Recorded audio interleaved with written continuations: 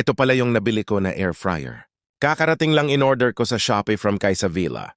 Tara at samahan ninyo ako i-unbox ito. Ipa-fast forward ko na para hindi naman kayo mainip.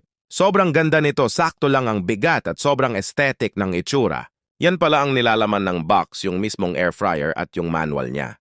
Tanggalin lang natin yung pinakabalot sa paligid. At ang pinaka-max pala ng temperature nito ay nasa 200 degrees Celsius. At ang max timer niya ay nasa mga 30 minutes. Dito naman tayo sa air fryer basket niya or yung pinaka-chamber niya, meron diyang basket handle. Ikabit lang natin.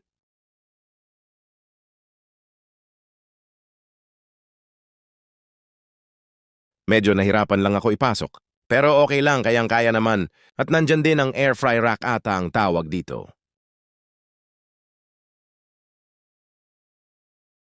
At ayan ang pinakaloob niya, 7 liters na yan, napakaganda ng itsura.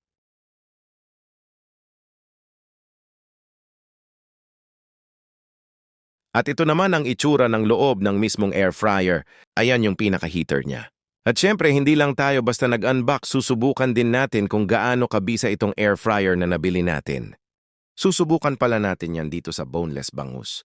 Nabili ko pala to sa palengke kanina sa halagang 90 pesos. At sinison ko lang pala yan ng asin at paminta. At kung nanonood ka pa rin hanggang ngayon ay baka pwede mo naman i-like ang video na ito at mag-subscribe ka na din sa aking munting channel. Maraming salamat! At hiniwa ko lang pala yan sa dalawa para magkasya. Medyo malaki pala ang isdang nabili natin. Tignan mo ang itsura niya na asin at paminta lang ay goods na goods na. At isa lang na natin. First time ko pala gagamit ng air fryer kaya sobrang excited talaga ako sa kakalabasan neto. At sinet ko lang yan sa 200 degrees at 30 minutes naman naka-timer. At kung gusto mo din bumili nito ay ilalagay ko diyan ang link sa description. At makalipas ang 15 minutes ay tignan mo ang itsura niyan sa loob, sobrang nakakatakam. At kung umabot ka dito ay baka pwede mo naman i-comment kung taga saan ka para naman ma-flex kita. Maraming salamat.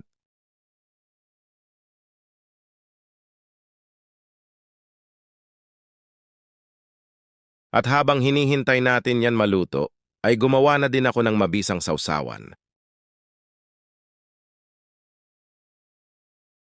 At makalipas ang 30 minutes ay i-check na natin. Tignan mo naman ang itsura niyan, sobrang ganda ng pagkaluto. Para ka din talaga nagprito sa pan pero dito hindi mo na kailangan ng mantika. Kaya ikaw ano pa hinihintay mo, bumili ka na din ng ganito sakto at magpapasko ngayon ay magagamit mo talaga ito sa iyong pagluluto. Sa ngayon ay masasabi ko na sulit ang pagbili ko nito.